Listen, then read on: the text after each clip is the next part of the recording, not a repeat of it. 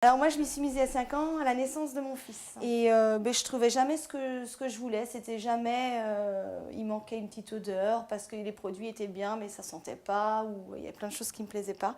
Et j'ai commencé par faire mon premier liniment pour mon fils, quoi. Et de fil en aiguille, je me suis dit, tiens, liniment, tiens, ça va pouvoir me servir pour me démaquiller. Donc j'ai commencé par me démaquiller avec ce que j'utilisais pour mon fils. Et je me suis dit, ah, mais j'ai envie d'autre chose un peu plus sophistiqué, un peu plus...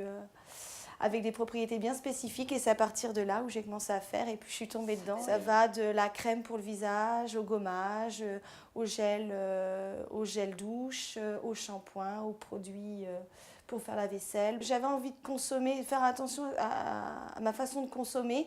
Je consomme au maximum bio, j'essaye de prendre localement.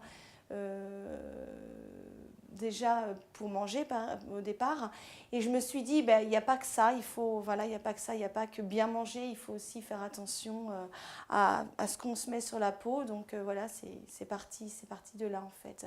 Et j'avais envie que tout soit cohérent. Je propose des ateliers où on apprend à faire soi-même un cosmétique. J'ai beaucoup de jeunes mamans, j'ai aussi des messieurs quelquefois, ça arrive, j'en ai pas beaucoup mais j'en ai quelques-uns. Et puis des personnes qui sont à la retraite aussi. Toutes les histoires par rapport aux parabènes notamment, les personnes font très attention à ça.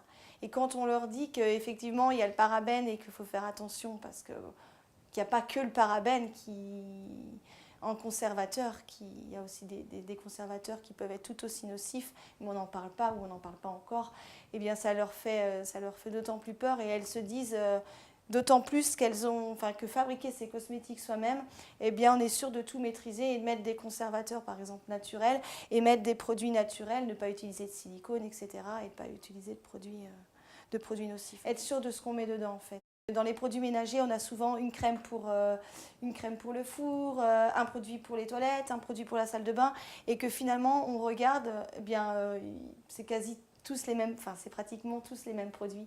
On se rend compte que c'est une surconsommation et qu'avec très peu de choses, on peut faire ces produits ménagers. Ça permet de réduire un petit peu sa consommation.